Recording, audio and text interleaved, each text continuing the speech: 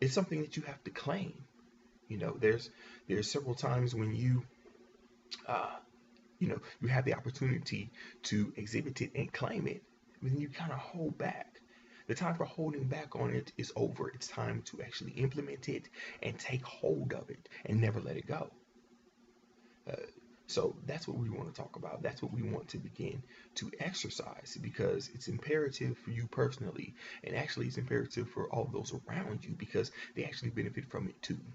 Your family members, your closest friends, your comrades, they benefit from you, you know, taking charge and taking this power and applying it in your life, and then they'll benefit from it because of the results, but also just to be able to see it, and then it stirs something on the inside of them that causes them to be aware that this is available to them as well.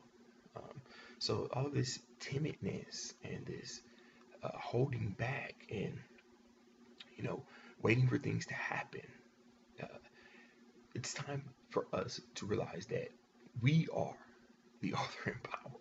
It's within us. We have to uh, take charge and get it and know we have it, and then make it happen.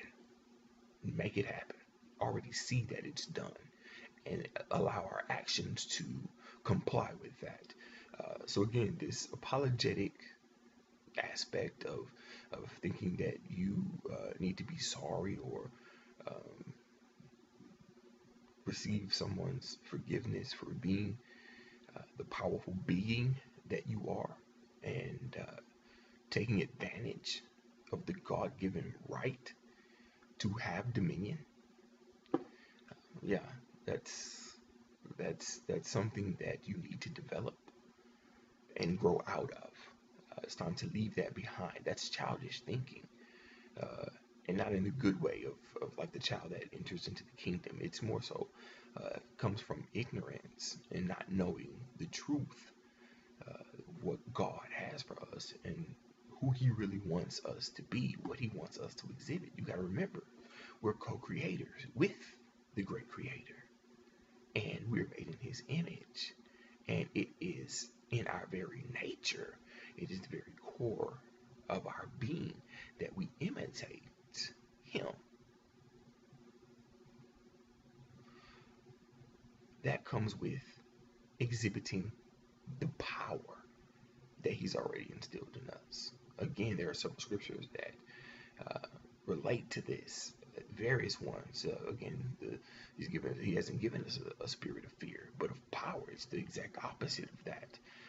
So again, we know of various characters in the Bible that exhibited this power and began to actually run with it in a manner to where the benefits of it begin to just overflow.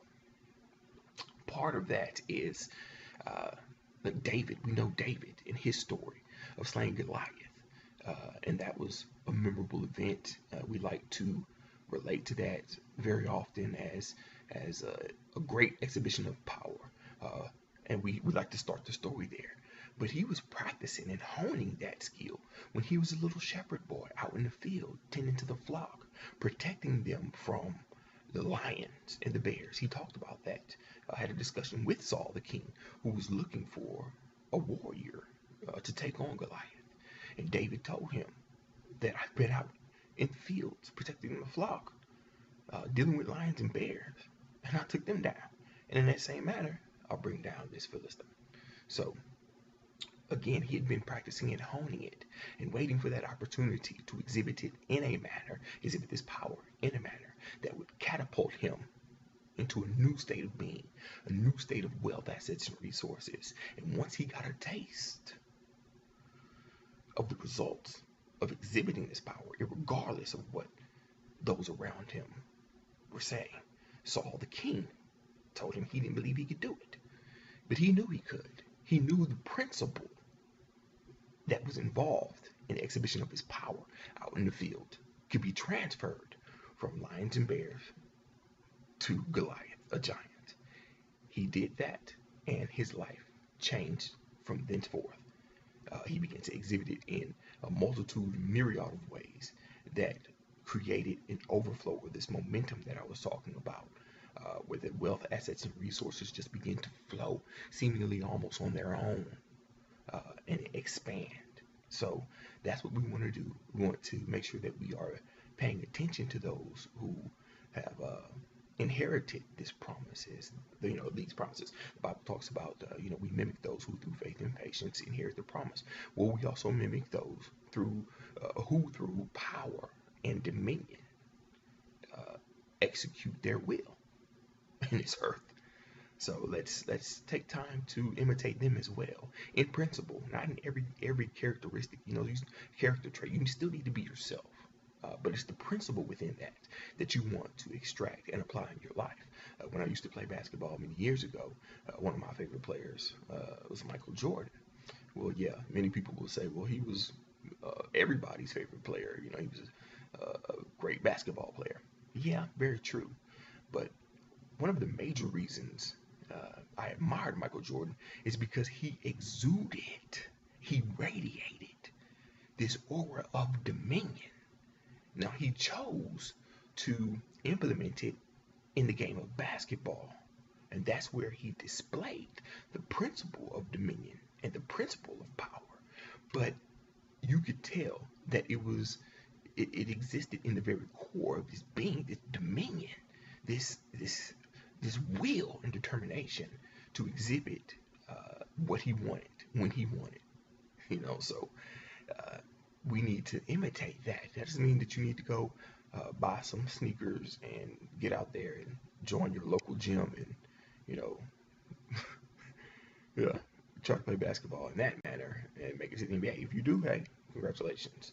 But it's the principle of his dominion and his power exhibited in his chosen field that we want to imitate, because we extract that principle from that and we implement it in our chosen field, in our chosen arena. And in principle, we will reap the same results of dominion and power and success. So let's just begin to, first of all, be aware of this power that we already possess. Let's begin to broaden our awareness to when it is exhibited on its own, when we see it in our lives and the results from it.